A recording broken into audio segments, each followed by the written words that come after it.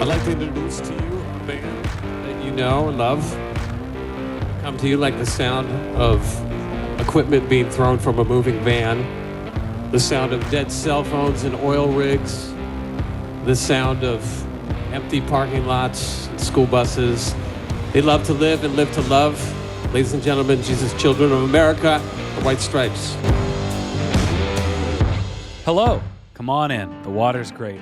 My name is Ryan Schapp, and this is the hardest podcast to podcast, the only podcast covering the White Stripes, active, and the only podcast celebrating their entire catalog, one song at a time, one song per episode.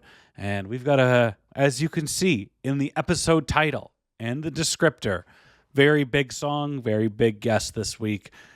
Steve Bays, the lead singer of Hot Hot Heat, is joining us to talk about this song. And off the bat, it's very cool to speak to somebody who also wrote some very catchy, very memorable, very big songs in the same decade as Seven Nation Army.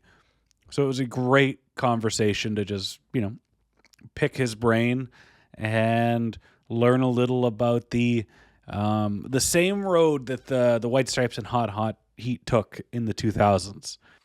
Hey, are you listening to this podcast for the first time? I think maybe you are. Maybe you're watching it for the first time over on our YouTube channel at Hardest Pod to Pod. Let me give you a little lay of the land here. Let me tell you what's going on. So we're doing one song at a time, one random song at a time, one song per episode. And there's a big pot of White Stripe songs that we just dip into, except for 3, which are reserved. They are 3 mystery songs reserved to have for Jack White, if and or when he comes on this show. Because the goal of this show is to have Jack White come on not once, not twice, but 3 times for the third man. And these mystery songs, nobody knows. I got a handful of messages over the weekend when I announced that we were doing Seven Nation Army this week. And whether it was people suspecting that maybe this was a mystery song, or people glad it wasn't a mystery song reserved for Jack, that was cool to see. So with the process of elimination, some key songs are coming off the board here. We in the last month, we launched the Hardest Podcast to Podcast Patreon, patreon.com/hardestpodtopod. We've got a couple good episodes in there already. One discussing Don't Hurt Yourself, the Beyoncé track that Jack White co-wrote, co-produced, and performed on. And my own review of the band, salacious, controversial White Stripes concert film doc, Nobody Knows How to Talk to Children, which came out in about 2002. So the crown jewel of White Stripes bootlegs. So for it to have emerged and appeared on YouTube in the last decade that's wild. I did not think I would see the day. So you can get all that glorious noise over at patreon.com/hardestpodtopod. And you can pledge, there's 2 tiers of monthly donors, monthly backers. You can be a steady as she goes, $5 a month. That's Canadian dollars too. So if you are south of the border, you're getting a bargain. Or Highball Stepper, which I believe is $20, also Canadian. That essentially gets you the same thing, and you can also pitch some episodes. So if you say, I'd like to hear an entire episode devoted to this song, this concert, this doc, whatever, like that's what you got it. You plop the money down, you pay for it. Go check it out. Go check out patreon.com/hardestpodtopod. It's free to look. Just venture on over there. If you like what we're doing here, you like listening to me to dissect this band, well, we got more stuff just behind a very sensible paywall. Give it a try, patreon.com/hardestpodtopod. So we got Steve Bays coming up in a couple of minutes, former lead singer of Hot Hot Heat. Y'all remember Hot Hot Heat? Canadian band based out of British Columbia, local boys, if you will. And they had some huge songs. Middle of Nowhere, Bandages, Good Night, You Owe Me and I Owe You. Talk to Me, Dan. Like, Make Up the Breakdown is from 2002, is an outstanding album. And it was really cool for him to come on, be generous with his time, be generous with his mind, and give some insight into what it was like for a band that in that era to get hot and, no pun intended, get hot and try not to be identified by one song or one riff. And contrary to what we all think or know about Seven Nation Army, at the time, I really recall it being a little maligned, and because it didn't sound like anything else from the White Stripes. It was a good song. It was a radio hit, but you kind of, there were other songs that you would prefer them to be, defined as. And it kind of got to the point, it wasn't all the time, but you could tell there were times live, watching bootlegs or hearing, reports that, without saying they were rolling their eyes having to play Seven Nation Army, it kind of felt like they're like, okay, we've got to play that song. And with the spontaneity of the White Stripes live show and their entire approach to performing live, it kind of contradicted it. But here we are now. It's probably one of the most recognizable songs of all time, definitely of the last 25 years, the last quarter century. It's up there with Mr.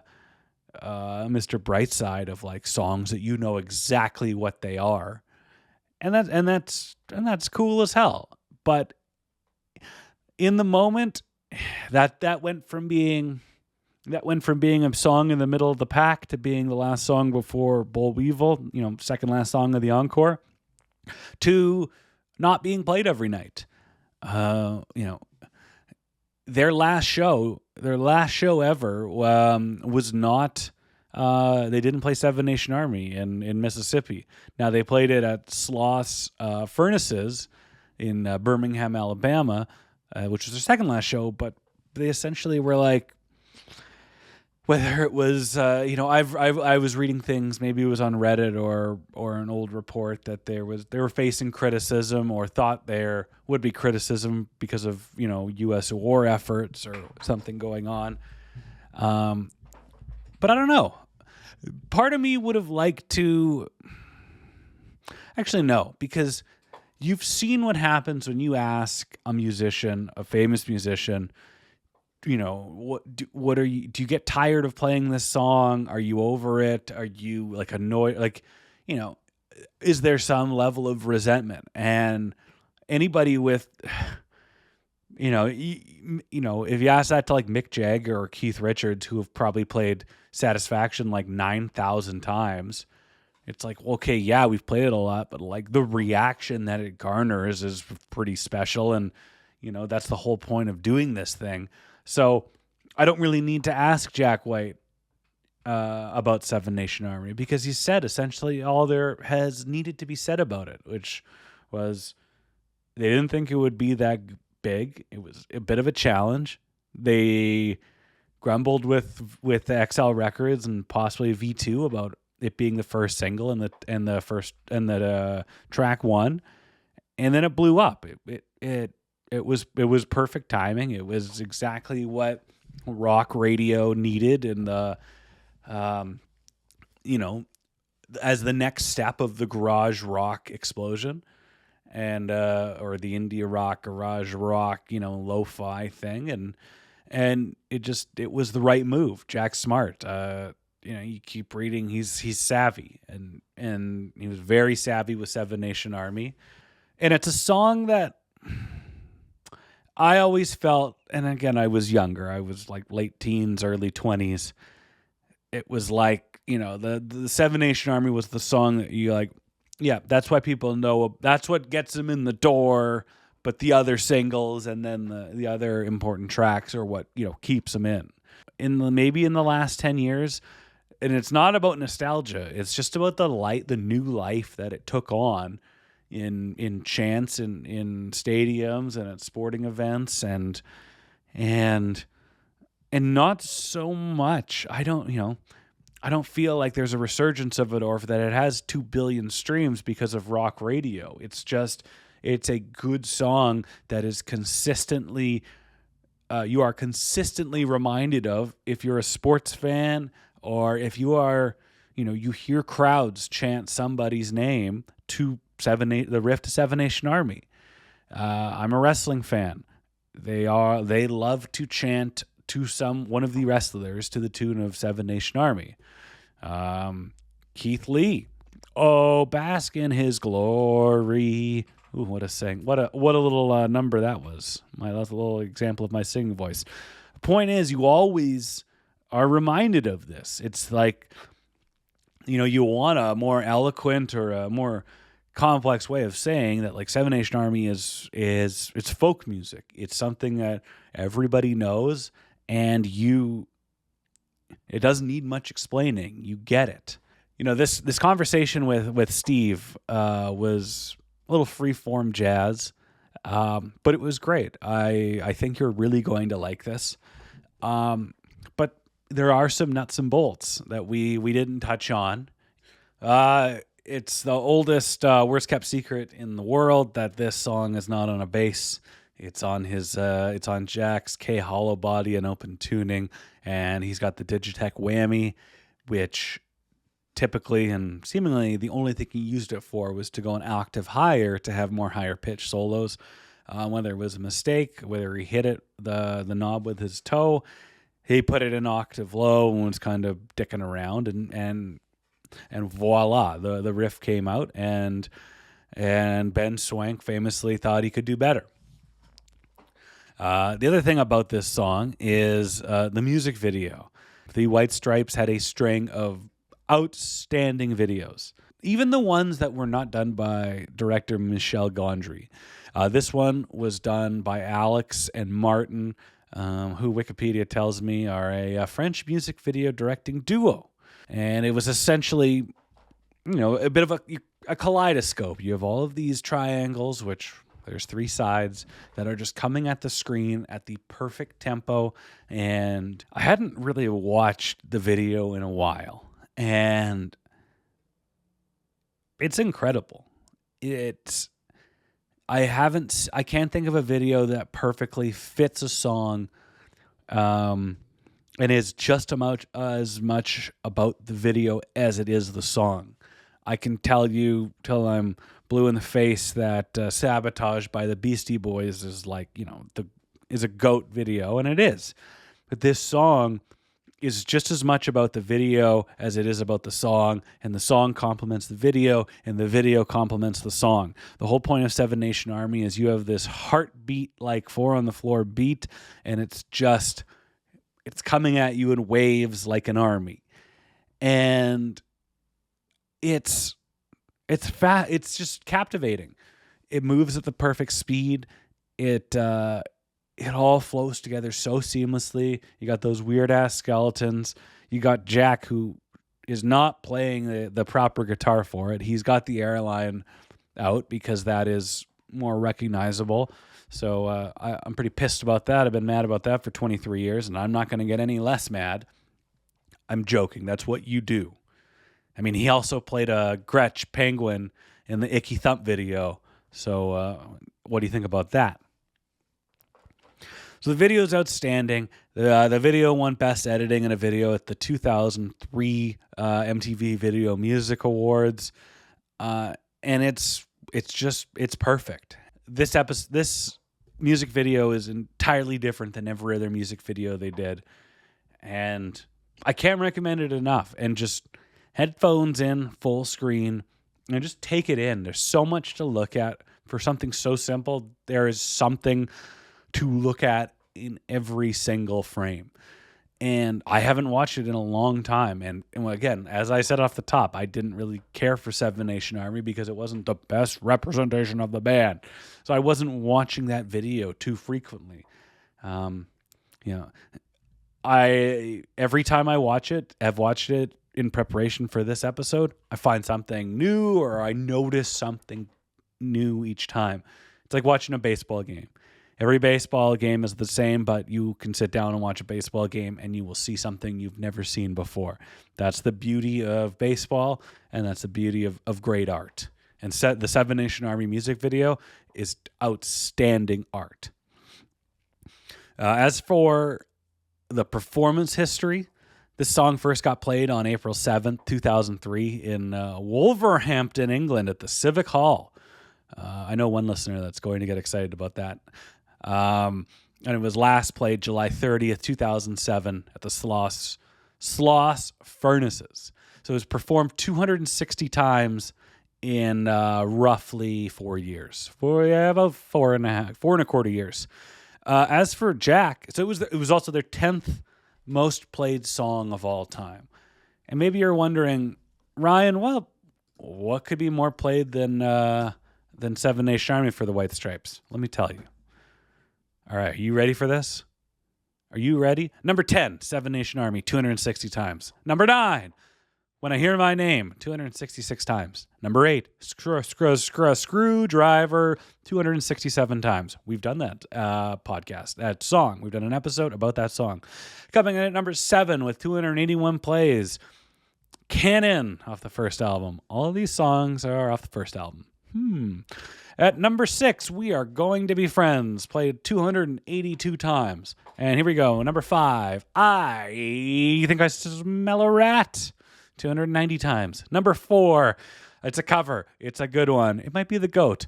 Jolene performed 306 times. That's number 4. And number 3, you got Death Letter, the Sunhouse cover, 344 times. Number 2, Hotel Yorba, 372 times. They liked playing that one, my God. And number 1, they liked playing this one at 396 times. It is Dead Leaves and the Dirty Ground. Now, believe it or not, Jack has taken this song on the road with him. I know it's hard to believe, but he has been performing this song as a solo act. Maybe as a crowd pleaser, maybe as maybe he's forced to do it, but he has played it, and he plays it a lot. It is their most performed song as a solo artist, 441 times. He has performed it 181 more times solo than with the White Stripes. That makes me feel old and a little sad, but that is life. He first played it March 8th, 2012 at Third Man Records for one of the Buzzards and Peacocks shows. I believe there was there were 2 shows there, one with each backing band. And he last played it live Thanksgiving in Detroit at Ford Field for the Lions halftime show with the real Slim Shady, with Marshall Mathers, with Eminem, etc., etc. And finally, the last bit of nuts and bolts before we get to our conversation with Steve Bays of Hot Hot Heat. This song has taken on a life of its own. It has a new life. It is a folk song. It is a chant, and it is it belongs to the people now. Just like the White Stripes said when they officially called it quits. The White Stripes are for the fans and the people to interpret how they choose, and that's Seven Nation Army now. It's still murky. People kind of know, but they're not 100% sure. The roots date back to a UEFA Champions League football match in Italy in October 2003. And it's believed that fans of Belgium's Club Bruges began singing their riff in a game against Italy's AC Milan and continued the chant after Club Bruges striker Andres Mendoza scored a goal. After winning the 2006 FIFA World Cup, the song was sang in the streets of Rome. Jack White, still with the White Stripes, commented, "I am honored that the Italians have adopted this song as their own. Nothing is more beautiful in music than when people embrace a melody and allow it to enter the pantheon of folk music." I think that Jack White will be asked about his thoughts on Seven Nation Army for forever. And I think all he'll need to say was said 20 years ago after a soccer game. And one more comment from Jack. I believe this is from Guitar World. Don't quote me on that. Discussing the surreal notion of the song becoming more famous than its composer, Jack compared his experience with Seven Nation Army to the 1942 musical drama Yankee Doodle Dandy, a biopic of playwright and composer George M. Cohan, or Cohan. The film's finale depicts Cohan, portrayed by James Cagney, witnessing marching U.S. soldiers singing his song "Over There" before one of them asks him, "What's the matter, old timer? Don't remember this song?" Not realizing he's speaking to its composer. I think of that film every time I hear Seven Nation Army on a sports broadcast or something on TV, White said. It has the same feeling. It has the same feeling that it's not mine anymore. The more people that don't know where it came from, the happier I am. I'm sure many people are chanting that melody and have no idea what the song is and where it came from, and it doesn't matter anymore, and that's just amazing. Even though this song, Seven Nation Army, has 2.5 or maybe even more, over 2 billion streams, it's now time for our call to action. Hit pause on this podcast. This is what I'm asking you to do. Go to your streaming platform of choice. Go find Seven Nation Army, track numero uno off of 2003's Elephant, and listen to Seven Nation Army. Why? Question mark. Because then it is as fresh in your mind as it was in my mind and in Steve's mind when we talked about it. He is an outstanding musician, a tremendous producer, and just a stand-up dude, and we thank him again for joining us to talk about the big one.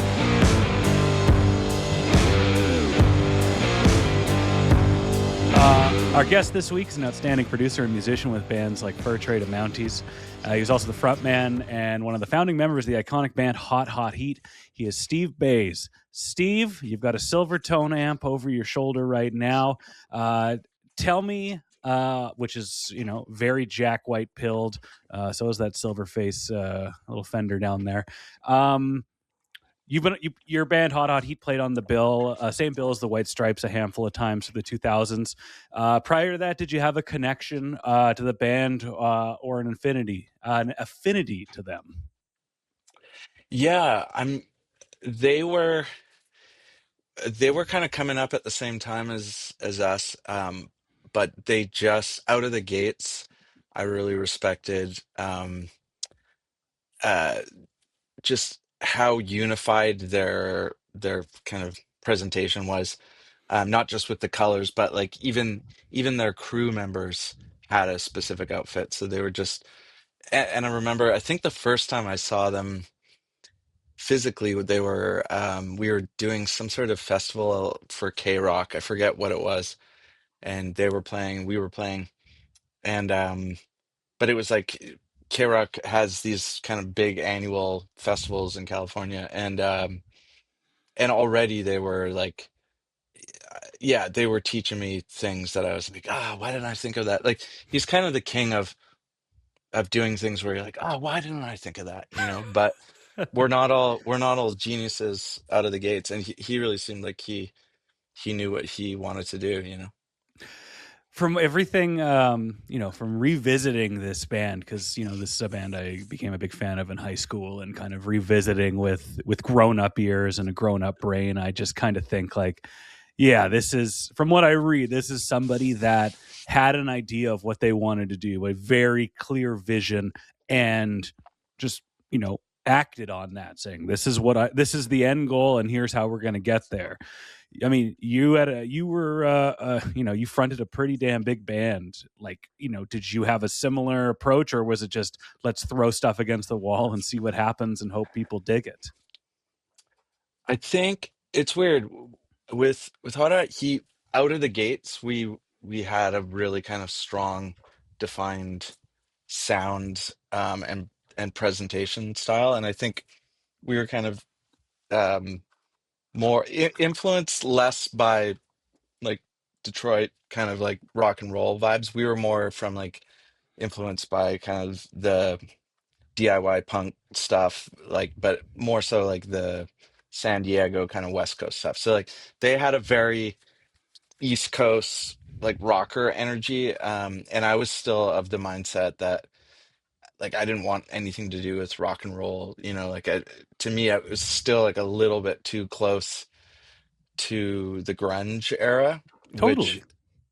you know, like it's so funny watching kind of grunge, become just part of the zeitgeist and just become this thing almost on the same level as like, when you're a kid and you buy a Jimi Hendrix t-shirt or something. Yeah, man, It's it's like classic seeing, rock. yeah, it's just so bizarre to see, like, oh, like not only is there Nirvana shirts at H&M and has been for like 10 years, but they're still selling. And now it's more like, friggin' Soundgarden or Mudhoney at Ardene's, in like some like, you You're know, you're like, you kids don't know what that Electro Harmonics Big Muff pie is on that Mudhoney yeah, shirt. You yeah, goddamn exactly. kids. Nice reference. Yeah, uh, so yeah, I was kind of always um like the White Stripes sort of paved the way for me to sort of accept just, bar chords again, basically distorted bar chords, um and but yeah, we were always really into kind of the weird quirkier angular stuff where you never really played a chord, like if you do use a guitar, you're playing it like a synth, basically. totally. um and if you're gonna play a dance beat, it's just something that's sort of sprinkled amongst, prog drum fills and like off time kind of angular stuff. So but then I think when we started touring the UK, we just kind of got lumped into the like kind of guitar rock revival. There's always some revival going on, Well, yeah, you of were lumped something. into the bands, and Hmm. you've got a repetitive name like yeah, yeah, yeah. So people, you're just like, wow, Yeah. they got to be just like that. And you listen to your first couple albums, and they don't. It's music. It's by a band, but it's not. Yeah. You're not garage rock. You're not some sort of distorted, Midwest indie rock. Like you're an incredibly unique sound. Thanks, my man. Yeah. Well, a lot of that sound wasn't based on necessarily having like a strong artistic vision and just seeing it through to the end. It was more just Victoria is notoriously just kind of snobby, I think, because just I think it's just because there's everyone has a chip on their shoulder about not being from New York or, a major city. And there's like I feel like a lot of small town kids get that chip on their shoulder, but it's easier to get off the island. Or it's easier to get to a major city rather. Whereas in Victoria, it was like really expensive to get off. So we were in this weird bubble. Everyone was really snobby, trying to kind of out um, underground each other. And so I feel like, after being in like so many different bands, like I was usually in four bands at once, and we would, we all lived together and we would just put on punk shows and you start a band, you play a few shows, you record a demo, you hear the demo, it sucks, you start a new band, you just rinse, repeat. So by the time Hot at Heat started, I feel like our sound was more based on what is left. Like we've eliminated everything. We've talked smack on like every genre. Um, so what can we do? And what will sound weird to us? What will kind of trip us out? Um, at this point we were like we would put on like do you know Autecker or Autekra? I forget how to it's been corrected so many times, but just weird dancey bands like that, or Don Caballero, or those kind of like art, like music school dropout mixed with just kind of like cynical punk You're energy. describing the early 2000s to a T. Yeah. Well, we would just like put on like a strobe light and just like trip out dancing to the weirdest music we could find. Of And like course. and that's just what you do with your roommates when they get off work from London drugs.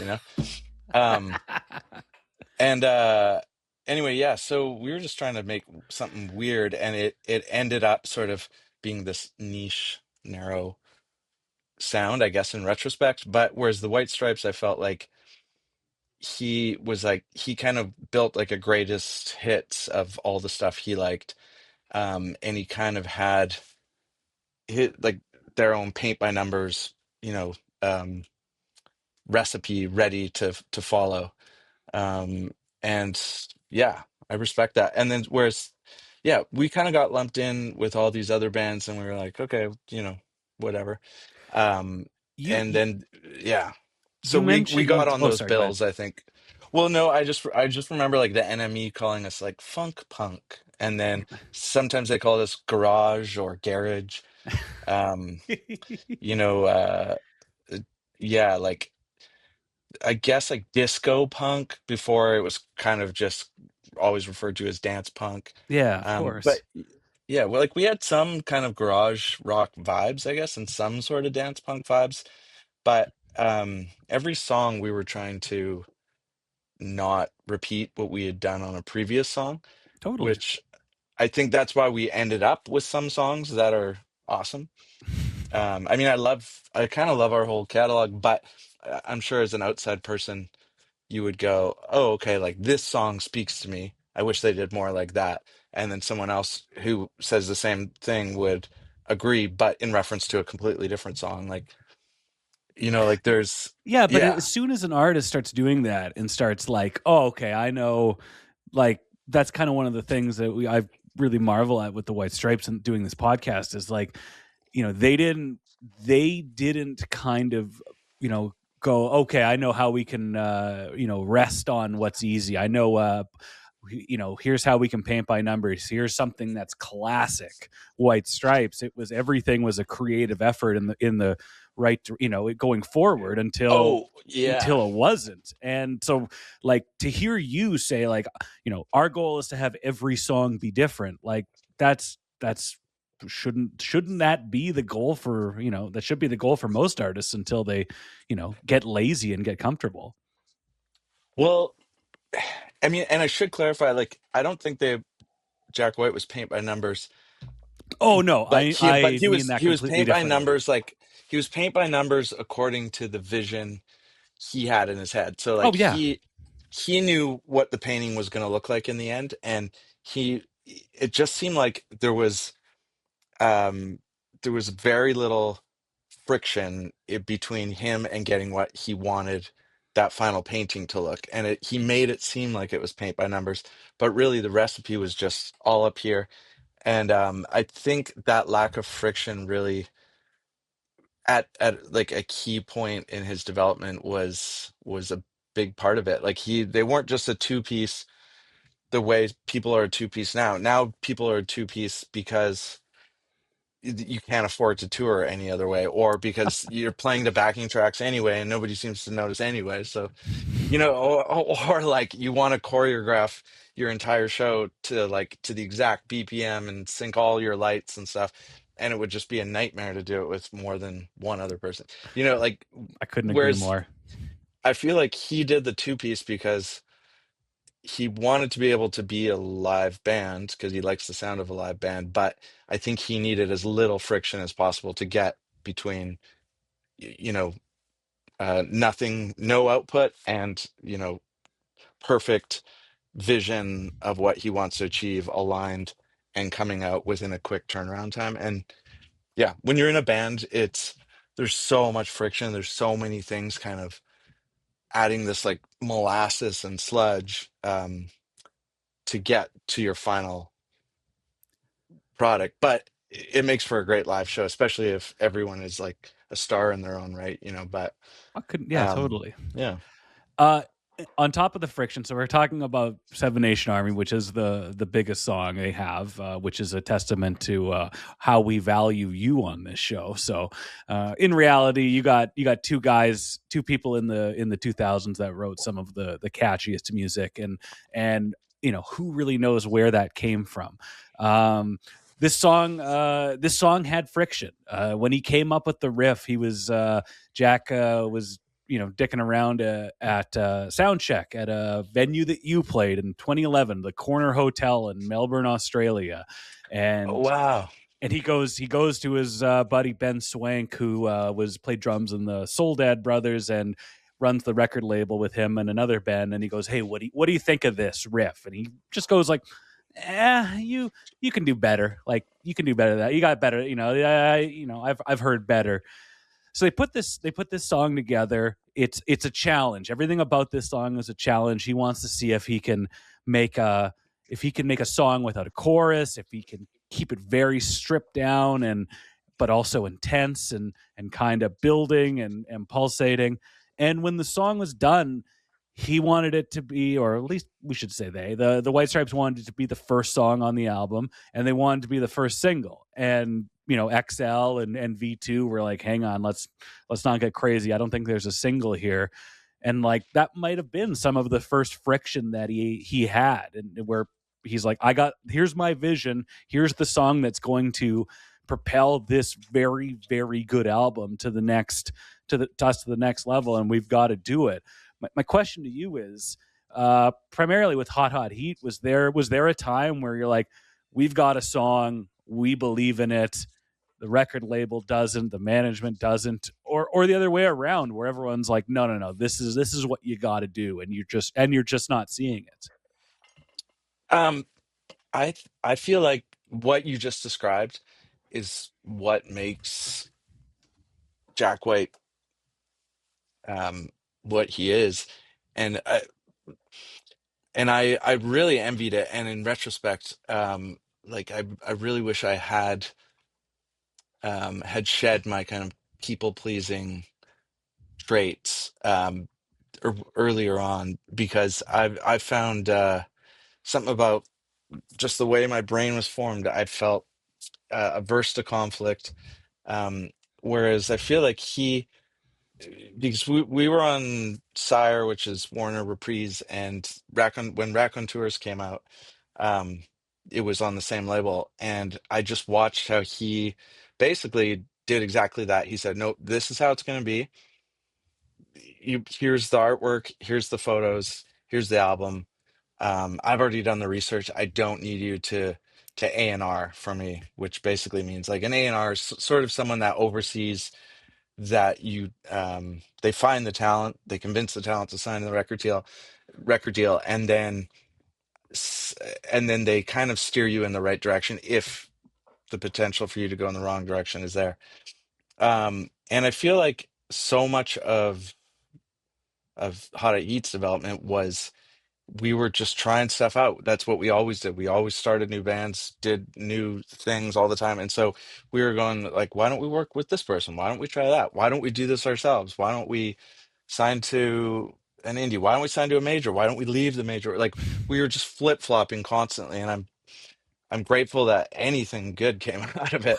Whereas like I feel like he was kind of like, you guys are investors um in the Jack show, and I feel like you'll make your money back, but we're gonna do it pretty cheap. So because I know the right people, and I know that they want to work with me, and we can do it fairly cheap. And if it doesn't work out, you don't lose your shirts, and I can walk the other way.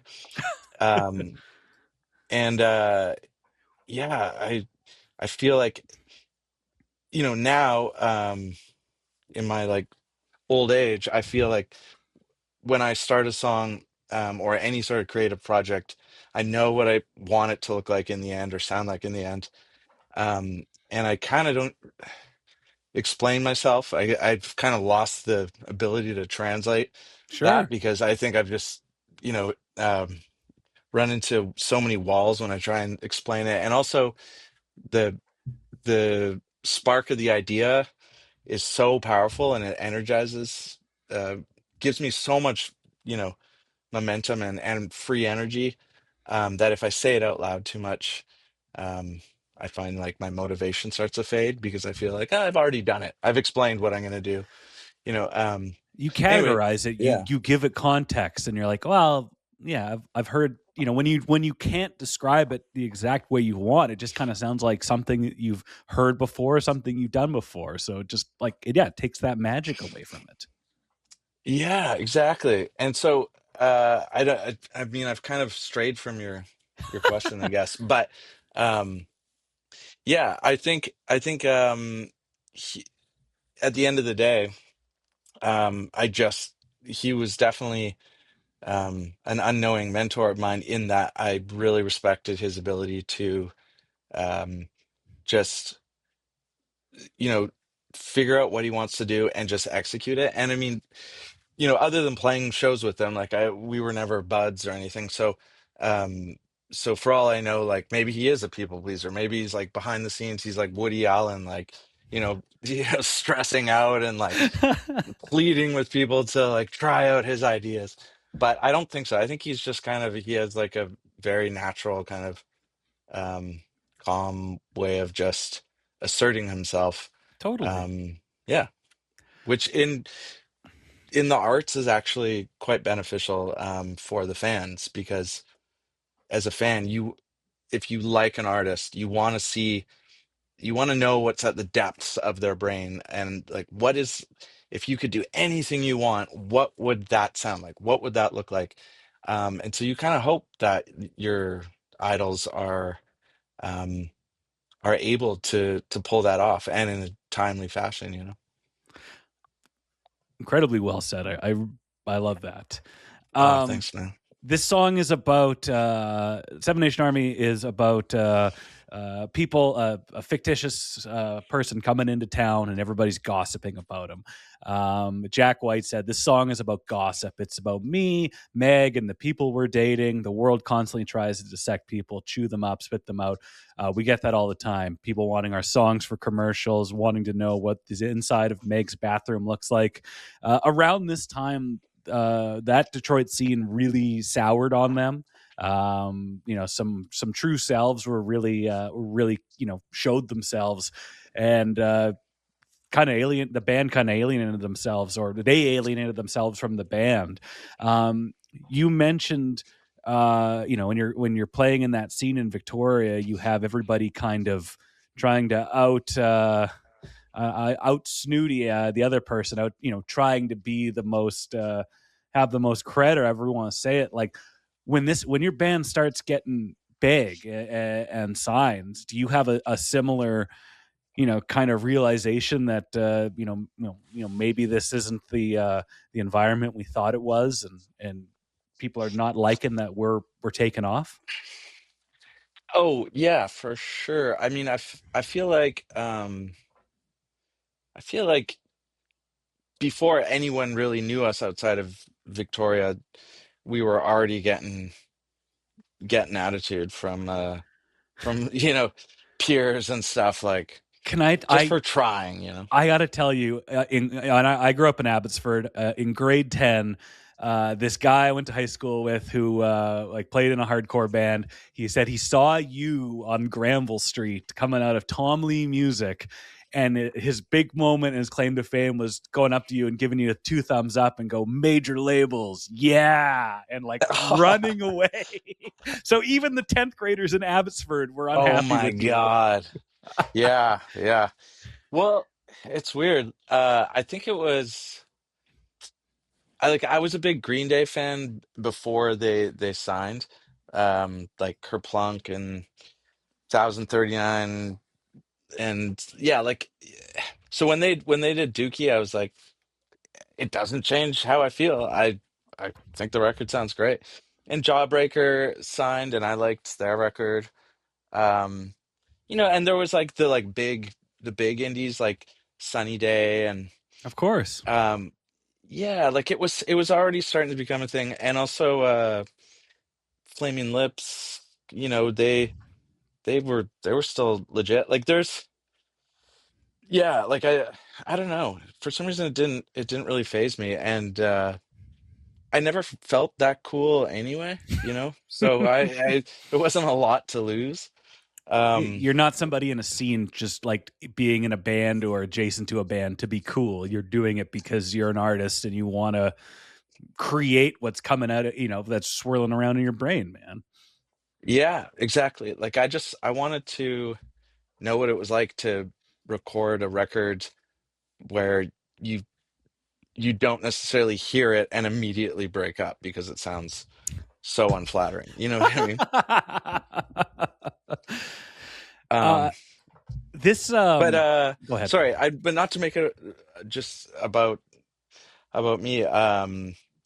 That as for the song itself, and like that topic, I think that's what I also liked is a lot of my favorite artists sort of walk the line between giving attitude and just letting you know what they're pissed off about, but Totally. it doesn't feel, the great ones don't make you feel like they're maybe talking to you too, you know, like, or at you, like you want to feel like they're saying like, come on, like come over here, like the water's warm and we can talk shit together.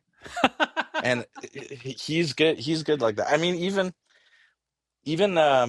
like politically, like his posts lately are kind of like, it's very much like, yeah, no shit, like we're all thinking that, but he has a voice and he's saying it well, and it feels like, you know, it's just, he still says it in a way where I'm like, yep, like I'm on his team, you know, it doesn't Totally. feel alienating. Yeah. um yeah. This this song this song became huge. It's their identifier. It's probably the only song that remains on active rock radio that they play. Um, in their like this song almost felt like it was not that they resented it, but they were worried that they were only being painted with the Seven Nation Army brush. You know, Mm. they did everything they could to not distance themselves, but like, this is the song we got to play at the end. We're much more than this song. It always felt like as soon as that became their hit song, they didn't want to be identified by it. They didn't want to be the Seven Nation Army band. You know, did something, was there a similar thing that happened with Hot Hot Heat where, oh, we don't want to be the Bandages band. We don't want to be the middle of nowhere band, but that's just kind of how, people take your music, your art and run with it. Yeah. I mean, you go through those stages for sure. Um, but I don't think you can still be making music into your 40s and 50s if your ego is still like affecting you to that degree. I think, you know, when you're younger, like I think ego serves a purpose. It sort of kicks you out of the house and you want to prove yourself to the world, and you end up inadvertently achieving, you know, getting your shit together enough to actually like make momentum in your artistic life or your career or whatever, because you want to prove yourself. But ideally your ego goes away and you get to a point where you're like, you know, I you should have nothing but gratitude at the point that Jack White is at. Having said that, though, I do understand um why people do get pissy about it, like Bob Dylan and we did, a to a certain degree. Like I know I know Paul and I always would butt heads because the bigger the show, the more he wanted to play the hits. You Sure. know, we called it the hits. We got to put the hits on. Give them Um, what they want. yeah. Whereas, and then we used to also argue about encores. Like I always wanted to play whatever song I thought was just made me look forward to the show the most, Hmm. because I always thought like morale is, bands usually break up due to like a lack of morale or just being burnt out or creatively uninspired. So like it, play the hits, but not at the expense um at you like wanting to keep doing that, like not wanting to keep doing this anymore. Because a lot of bands, they do get burnt out, and then you start questioning why you're even doing it. But it's that, finding that balance, I feel like, is kind of what shapes your identity as a band or as an artist moving forward, because everyone struggles with that topic. And I would like, if my like song that everyone was like, hey, play, like, hey guy, hey, bandages guy or whatever. Like if mine was Seven Nation Army, I'd be like, yeah, it's pretty chill. Um, you know, I th- and I like yeah. Yeah, I think I think over time, like, because the song really snowballed into just being this, this piece of folk music, this anthem at sporting events or whatever you have. I feel like the song has never been it's been so much bigger, now or in the recent years than it was when they were a band. Like, it's something that just people have taken as their own, and I think the average person 20 or under would have know that chant or that riff, but have no idea who or what the White Stripes are. Or if they knew what the White Stripes were, they're like, this doesn't sound like any other one of their songs. How, like, what's going on here? I think what makes it such a hit, other than the timing of when it came out and just, you know, the world had its spotlight on them at that moment and all the marketing dollars went into that song at that moment. So it's always hard to like fully attribute, the science of the songwriting to why something is a hit. But it has a four on the floor kick, so you can like if I was DJing, I would DJ sometimes after we would play shows like in San Francisco and stuff, and like you're kind of like you have the songs that you love. Like I would play like The Faint just to test the crowd. It's like, okay, they dig it. Okay, I know I can play for these songs. But then if they don't dance to that, then it's like, okay, let's try Seven Nation Army. It's got four on the floor kick. It's on the radio, but it's not like whack. If you're, anti-radio, it's still a great song. It's not Enter Um, Sandman. yeah, exactly. It's not, you're not playing like, uh, you know, Hammer Can't Stop This or something. Or what is it? No, not can't. What is Can't it? touch Can't Touch this. This. Sorry, got Miley Cyrus, Miley Hammer. But yeah, but also the riff is anyone can play it, which I Yeah. think is a big thing. Like my buddy who we brought on as our like stage tech roadie touring everything guy, we had him Taze Anchorstein. We had him for most of our time as a band. And he loved the moment in soundcheck where the crowd's fully there. You're like at a festival and there's tons of people, and he has to go do line checks. And he's hitting the snare. He's just making sure everything's working. And then whenever he was testing the guitar, he would play the Seven Nation Army riff, and we were like, "Dude, you got to learn a new riff." But he could play that. He knew he could play that, and he loved it.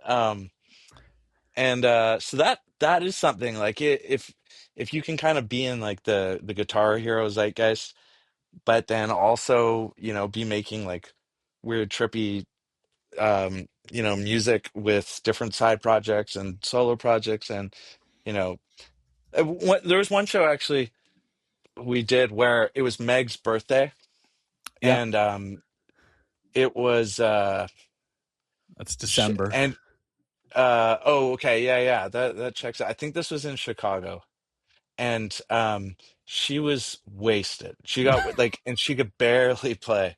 I mean, Hell she was yeah, amazing. Meg. She was amazing like all of the other times I've seen her. So Hmm. um for the record, but she was tanked. It was her birthday. So uh Jack just walked off after I think three songs, and it was like they were headlining. It was like a big show. I remember Lars from Metallica was backstage there too, and like it was like it was kind of a who's show. And then Jack just came out after like 10 minutes and then played the rest of the set just as a single, as one dude.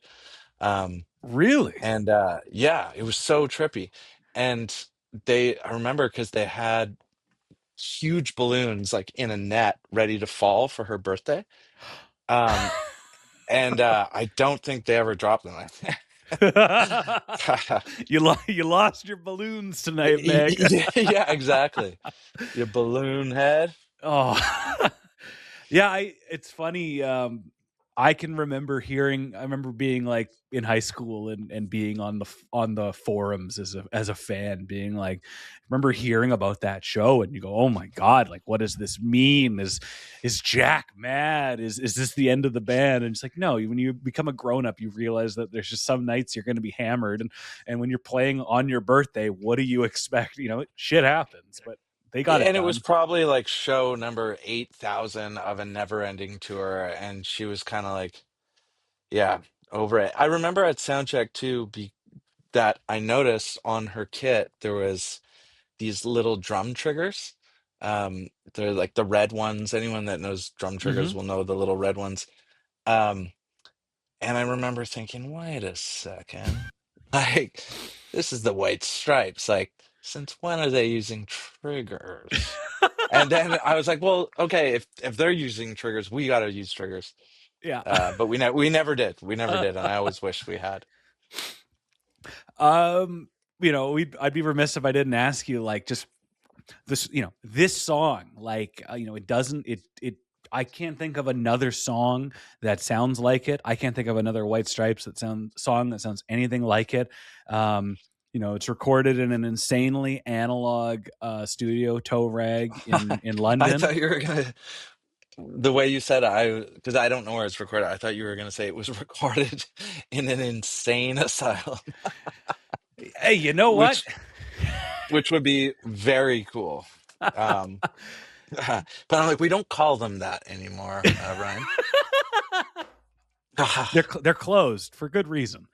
But it's a standout track because it's one of the most unique sounding songs in the world. Like, I think of, like, I listen to it so much, like, in preparation for this, because as a kid growing up liking this band, and kind of like, well, I don't like that. I don't like that hit. I like the other songs. I want the deep cuts. I want the Captain Beefheart's covers. I don't want to hear like this, but, like, it's just a captivating song in that it just sounds so alive, and I can't think of anything else remotely that it sounds like. It's hollowed grounds. It's a song that stands alone, and I don't think that anybody You could know, replicate it. I think what makes it kind of extra noteworthy is that um, there's like 8,000 people that have covered that song. Yeah. Um, I think it's at 9,000 now, actually. And Yeah, 21 Pilots got it up to 9,000 at the Hall of Fame. nice, nice, nice. Yeah, and it just goes to show that, um, yeah, like that's a testament to the fact that it's a good song. But and songs first, like like a bad song with great production, nobody will know it exists, you know. But the reason why you've never heard a version other than the recorded version that sounds that good, and probably the reason why it even got on the radio or on our most, was on anyone's radar was because of the way it was recorded and mixed and mastered and performed, and like there's all these little taste decisions along the way and the way it's presented, and that's always been such a big part of his sound. um, and I think even at that point I still hadn't really gotten obsessive about production and engineering and mixing and stuff.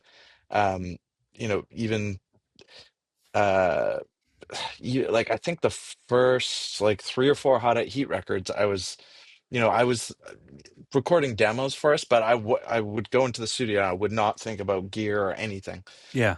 or mixes or anything like that. And we spent a fortune, so much money on the label's uh, card, just trying out different mixers and different engineers and producers and just um, yeah, and I think Seven Nation Army and like that era of the White Stripes, from that point moving forward, it was on my radar officially. Okay, like part of being an artist now is having a signature sound that you define.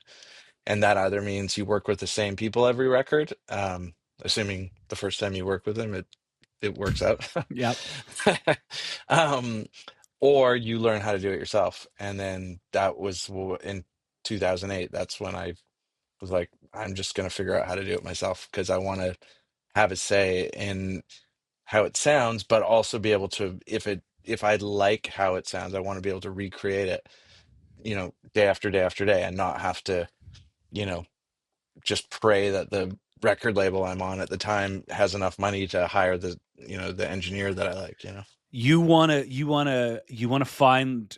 to be able to create the sound in your head, what's in your head. You want to create it your own way, and then like know the special sauce essentially. Because yeah, you don't want fucking Mutt Lang or somebody or Bob Rock was the 90th day we came up with this thing, and now to replicate it, to try to find that magic or just get back in that headspace, it's gonna, the price tag on it. So to be in control of that, Yeah, which is like, exactly. I mean, Jack was in control of this whole thing since day one, and because so Yeah. that that you have optimal conditions to create the art that you want to, and not have shackles by higher ups. And I absolutely love that about you, and that's so cool to hear, man. Oh, thanks, man. Yeah, the shackle free tunes, that is the key for sure.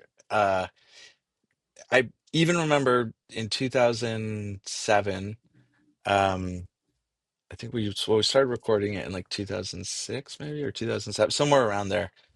Um, when we did Happiness Limited, and I we're like, okay, let's record it at the same place where we did Make Up the Breakdown, which is Mushroom Studios in Vancouver. But let's combine it with Stuart Sykes, who had engineered my Dead favorite Leaves, White or Stripes. sorry, White Yeah, Blood Cells. yeah. I think he continued to work with them over the years. I'm pretty sure, but I don't know.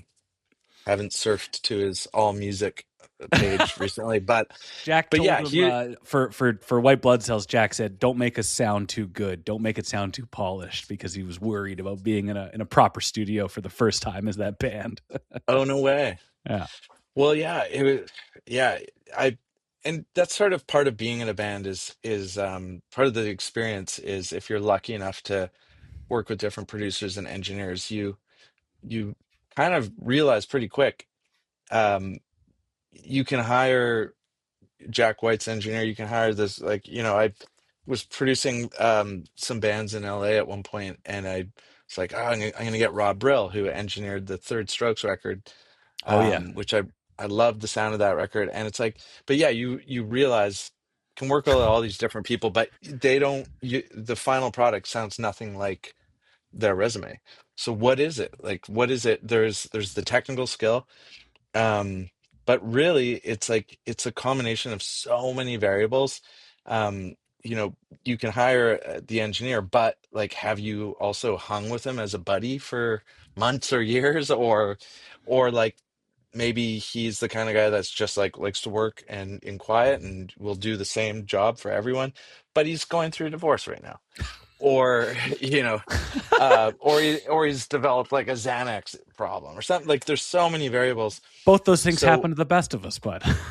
oh yeah, I mean we've all hired an engineer who's addicted to Xanax going through divorce. If not, that's happened to ourselves. Hey, Yeah, it's like I want the sound of some kind of monster snare, but you don't get it. I got an You don't empty get beer it. keg out back. I can give you, fucker. Oh, nice. Yeah. Ding.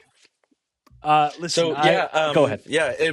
All that to say, basically, it just comes back to the importance of just sort of knowing what you want to hear, and being someone that's like a kind enough soul that people that know how to sort of get that sound with you for Yeah, you, are inspired to want to do that, and do it consistently, or you got to learn how to do it yourself.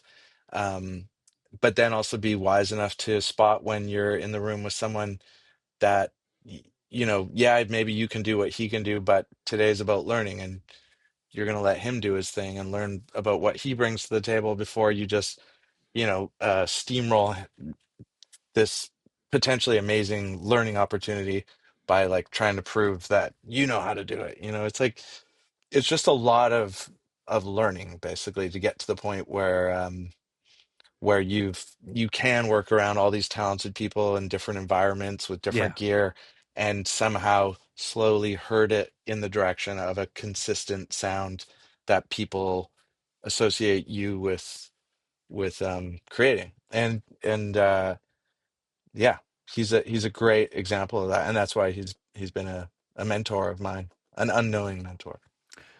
I absolutely love the idea of an unknowing mentor, and I'm going to steal that and champion that, because that's I mean, yeah, that's how you should talk about somebody that really influences you, and influences, something that's very special and near and dear. As we wrap up, I ask every guest the same thing. The next time you hear this song, what's going to rattle around in your brain when you hear it after I'll this just think about conversation? I'll think about Ryan. I'll think about how he had an actual decent podcast mic, and how I friggin' use this dang clip-on thing You because sound magnificent. I was too well. I was gonna set up a nice fancy mic for this, and then I had a screaming 1-year-old. So, but no, I like that this song is there. I like that they're a legacy act at this point, because I don't think of him as a legacy act level of talent.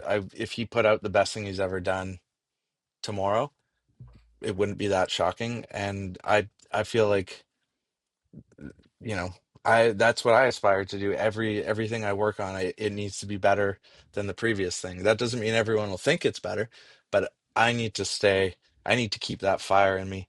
And I feel like it's only growing constantly, more and more and more, to the point where it's almost life shattering. Um, and and I feel like he gets that, and I hope one day, um, I hope I hope he keeps going. I hope he keeps going, and I hope you keep going, Well, Ryan, the because goal of this yeah. podcast is to get him on this show 3 times. Oh, what? Not That's such a crazy goal. well, yeah. I So mean, a realistic one, but it's I think you could realistic. do it. It's small baby steps. We're in the CanCon steps right now. Next, after Steve from Hot Heat is I need to get Tegan and Sarah, because the White Stripes covered Walking with a Ghost in '05, and then by then we'll be there. But it's all about end goals, and that's the first thing I asked you was like, what were you what were you hoping to accomplish? And sometimes you got to throw shit on the walls and see what sticks. Other times you got to go, that's what I'm going to do. If it doesn't work, I'm going to do everything I can in my power to make it happen. And Yep. if it does, then man, that's pretty sick. And if it doesn't, I think I'm really happy with every conversation I've had, every connection I've made, and just speaking with you for almost an hour about a Oh White man. Stripe song is incredibly special. and Oh and man. I'm honored to be asked. Honestly, yeah. Thanks for including me. And yeah, I really feel like mainstream media is on a weird journey right now, and we have no idea where it's going to end up. We, for all we know, we'll be looking back at the podcast era, um, and you know what I mean. Like I don't know. Maybe podcasts will just keep going for the end of time. But the mistake that I've made a bunch of times is thinking that the way the world is right now and the way my life is right now, that it's going to keep going exactly this way. But then you look back and you're like, oh my God, there's been so many different chapters and so many massive changes. And you don't know when those changes are gonna happen. So I guess what I'm saying is, you don't know where this podcast is going, but you're inspired. You're doing like having a blast. You're growing. It's teaching you about how you could apply all these skills in different areas as well. So just keep growing it. Don't question, you know, because I work on stuff all the time. I'm like, and there's that voice in my head that's like, nobody cares. Nobody's gonna hear. It's just gonna die on a hard drive. You're wasting your time. You could be spending this time with your child or something. But you never know. Like, just go where your fascination is, and it's almost arbitrary what starts it. And um, I think if you can learn to love the process of anything, then that that sort of level of like hyper focus and detail oriented analysis and uh that you can then translate into like a forward moving actionable event. Like yeah, I don't know what I'm trying to say here. No, but I, it's all. I mean, like the earlier in life that you identify that it's all about the process, the more like special everything becomes, and the end goal is yeah. great. But man, the journey there is pretty damn cool. And you never know where anything's going. Like I've seen so many people uh you know, even like Andy Dixon, like who was just putting out punk records and it was in the Red Light Sting and put out the first Hot at Heat stuff. Like now he's, you know, this world famous painter that probably charges like 50 grand a painting kind of thing, you know. And yeah, his paintings are on clothes at Nordstrom's now. It's like, what? Like, God. and he was just a guy that was just dicking around. You know, we're all just guys or gals just dicking We're around. all just people dicking around. Yeah. Steve, I appreciate you dicking around with me tonight, and maybe down the road, I'd love to talk about another song and pick your brain about creating art, because this has been really special. Oh man, anytime, honestly. And next time we'll record it in an actual insane sound.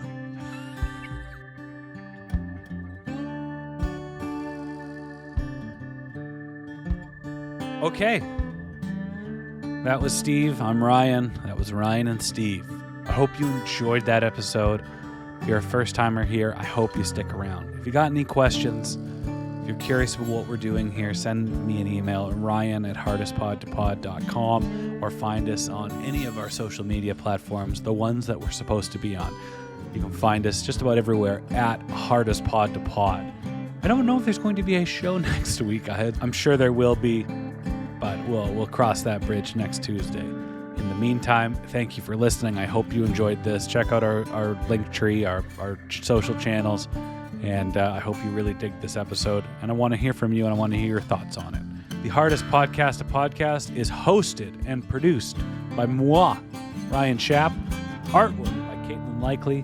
Amanda Schultz is our assistant editorial producer, and the big dog himself, Mike Noble, is our Gato.